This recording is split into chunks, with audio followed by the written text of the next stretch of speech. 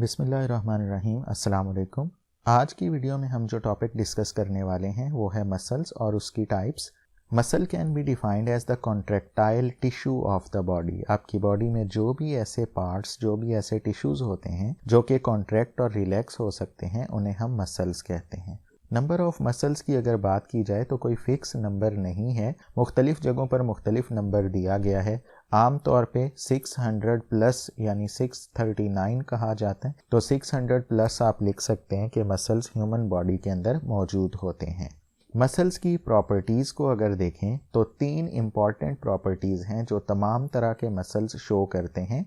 उनमें से पहली है कॉन्ट्रैक्टिलिटी, दूसरी है एक्साइटेबिलिटी और थर्ड है elasticity. Contractility is the ability to contract और शॉर्टन। मसल्स जब कॉन्ट्रैक्ट हो सकते हैं और फोर्स एक्सर्ट कर सकते हैं तो उसे हम कॉन्ट्रैक्टिलिटी कहते हैं। Excitability is the capacity to receive and response to stimulus, यानी कि जो न्यूरॉन्स होते हैं वो मसल्स के साथ कनेक्टेड होते हैं with the help of neuromuscular junctions. तो जब भी किसी न्यूरॉन की तरफ से सिग्नल मिलता है तो मसल कॉन्ट्रैक्ट और रिलैक्स होते हैं, यानी उस स्टिमुलस पर वो रिस्पॉन्स शो करते हैं। तो इस एबिलिटी को हम एक्साइटेबिलिटी कहते हैं। इलास्टिसिटी या फ्लेक्सिबिलिटी का मतलब है कि they can return to their original form, यानी कि रिलैक्सेशन। तो कॉन्ट्रैक्शन के बाद मसल्स का रिलैक्स हो जाना इलास्टिसिटी कहलाता है। टाइप्स ऑफ मसल्स बेसिकली 3 होती हैं, जिनमें से पहली टाइप है स्मूथ मसल, दूसरी है कार्डियक मसल और तीसरी है स्केलेटल मसल्स।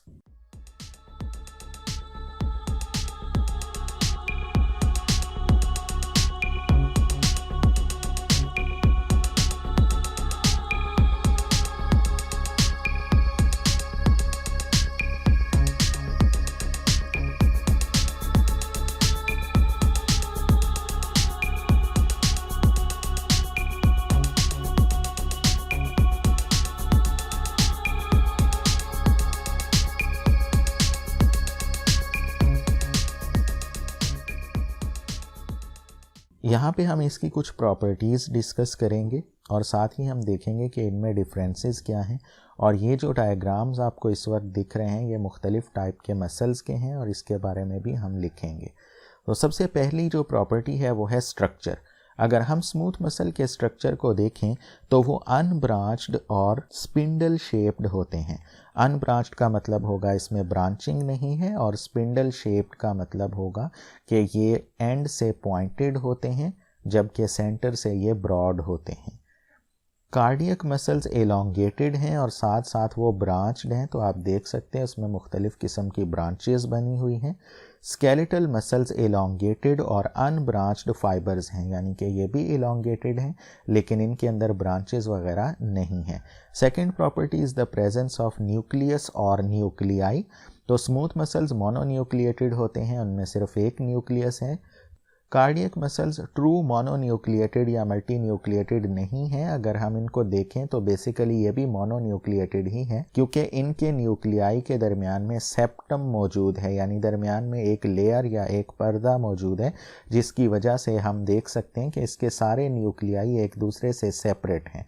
अगर न्यूक्लियाई के दरमियान में सेप्टम ना होता तो हम इसे मल्टी न्यूक्लिएटेड कह सकते थे, लेकिन अभी क्योंकि सारे न्यूक्लियाई एक दूसरे से अलग अलग हैं इसलिए आप इसे मल्टी न्यूक्लिएटेड नहीं कहेंगे। स्केलेटल मसल्स मल्टी न्यूक्लिएटेड होते हैं क्योंकि उसमें बहुत सारे न्यूक्लियाई हैं और दरमियान में कोई सेप्टम भी नहीं है।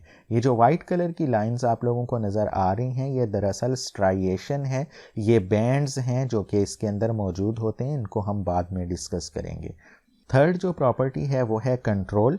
तो स्मूथ मसल्स इनवॉलंटरी होते हैं लेकिन कभी कभार ये वॉलंटरी भी हो सकते हैं, जैसा कि हमारी ब्लड वेसल्स के मसल्स हैं तो वो ज़्यादातर इनवॉलंटरी होते हैं। इसी तरह गैस्ट्रोइंटेस्टाइनल ट्रैक्ट के मसल्स भी इनवॉलंटरी होते हैं लेकिन कभी कभार हम इनको खुद कंट्रोल कर सकते हैं।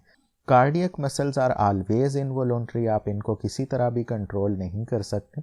अगर आप चाहते हैं कि आपकी हार्ट बीट थोड़ी देर के लिए रुक जाए तो ये पॉसिबल नहीं है, आप अपनी मर्ज़ी से कार्डियक मसल्स को कंट्रोल नहीं कर सकते। स्केलेटल मसल्स हमें वॉलंटरी कंट्रोल प्रोवाइड करते हैं, यानी कि इनको खुद हम अपनी मर्ज़ी से कंट्रोल कर सकते हैं, जैसा कि हम अपने आर्म्स और लेग्स को मूव कर सकते हैं। लेकिन कभी कभार स्केलेटल मसल्स भी इनवॉलंटरी हो जाते हैं, जैसा कि शिवरिंग में अक्सर देखने को मिलता है।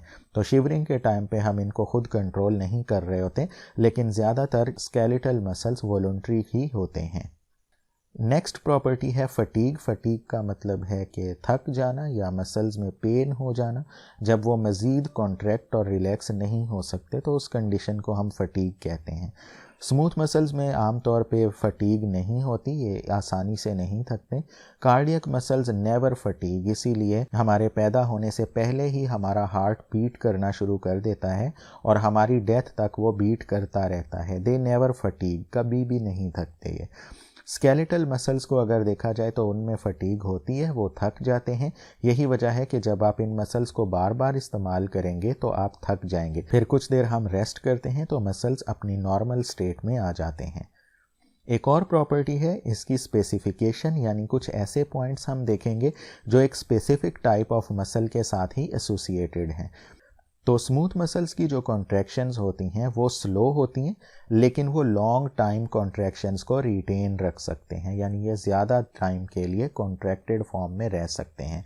जैसा कि हमारे रेक्टम के मसल्स हैं, ब्लेडर के मसल्स हैं, तो वो सारा दिन भी कॉन्ट्रैक्ट फॉर्म में रह सकते हैं, जबकि कार्डियक और स्केलेटल मसल्स में ये चीज़ पॉसिबल नहीं है। कार्डियक मसल्स को अगर देखा जाए तो ये रिदमिक होते हैं, यानी कि मुसलसल कॉन्ट्रैक्ट और रिलैक्स होते रहते हैं। इसी वजह से हमारी हार्ट बीट रेगुलर बेसिस पे चलती रहती है। दूसरा पॉइंट है कि ये मायोजेनिक होते हैं। मायोजेनिक का मतलब है कि इनको ब्रेन से सिग्नल मिलना ज़रूरी नहीं है, they can generate their own signal of contraction. आपने सुना होगा कि हार्ट के अंदर SA नोड या साइनो एट्रियल नोड होता है, जिसे हम पेस मेकर भी कहते हैं। तो वहाँ से सिग्नल आता है और वो इन मसल्स को कॉन्ट्रैक्ट और रिलैक्स कर सकता है। इसका मतलब है कि they can generate their own signal of contraction. Skeletal muscles को अगर देखा जाए तो वो सिर्फ पुल कर सकते हैं, यानी कि किसी भी चीज़ पर सिर्फ पुलिंग फोर्स एक्सर्ट कर सकते हैं।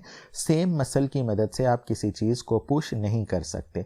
यही वजह है कि skeletal muscles exist in antagonistic pair forms, यानी कि ये ऑपोजिट पेयर्स की फॉर्म में मौजूद होते हैं। जैसा कि अगर आप इस डायग्राम में देखें तो यहाँ पर अगर हमने इस बोन को ऊपर लिफ्ट करना है तो यहाँ पर ये जो मसल्स हैं ये यूज़ होंगे और ये इस बोन को बॉडी के करीब लेकर आएंगे। इसको हम फ्लेक्शन कहते हैं। सिमिलरली अगर हमने इसको वापस लेकर जाना है तो अब इन मसल्स की मदद से हम इसे वापस नहीं लेके जा सकते, तो उसके लिए इसके ऑपोजिट एंटागोनिस्टिक और मसल्स मौजूद होंगे जो कि इसको बॉडी से दूर करेंगे और इस प्रोसेस को हम एक्सटेंशन कहते हैं। इसीलिए ये जो स्केलेटल मसल्स हैं ये एंटागोनिस्टिक पेयर्स की फॉर्म में मौजूद होते हैं।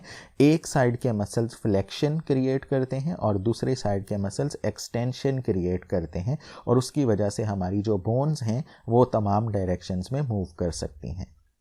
एंड पे हमें इनकी लोकेशन लिखनी है, यानी कौन सी टाइप के मसल कहाँ पर बॉडी में पाए जाते हैं।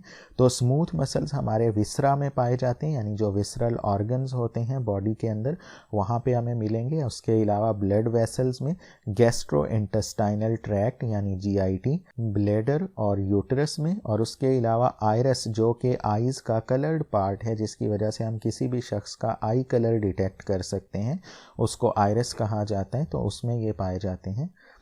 कार्डियक मसल्स इनवर्टिब्रेट्स में तो मुख्तलिफ जगहों पे हो सकते हैं, लेकिन वर्टिब्रेट्स में ये सिर्फ और सिर्फ हार्ट में पाए जाते हैं।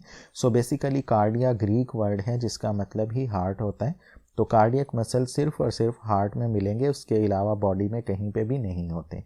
स्केलेटल मसल्स नाम से जाहिर है they are attached to bones, और हमारे जो स्केलेटन के साथ एसोसिएटेड मसल्स होते हैं, हमारी बोन्स को मूव कर रहे होते हैं, उनको हम स्केलेटल मसल्स कहते हैं। और आर्म्स के अंदर पाए जाने वाले बाइसेप्स और ट्राइसेप्स इसकी बेस्ट एग्जाम्पल हैं। आज की वीडियो के लिए इतना ही। अगर वीडियो पसंद आई है तो इसे लाइक करें। मज़ीद वीडियोस के लिए चैनल को सब्सक्राइब कर लें और साथ बने बेल आइकन को भी दबाएं। नोटिफिकेशंस और जनरल चीज़ों के लिए आप मुझे इंस्टाग्राम पर भी फॉलो कर सकते हैं, उसका लिंक आपको डिस्क्रिप्शन में भी मिल जाएगा। अपना ख्याल रखिएगा। Thanks for watching. अल्लाह हाफिज़।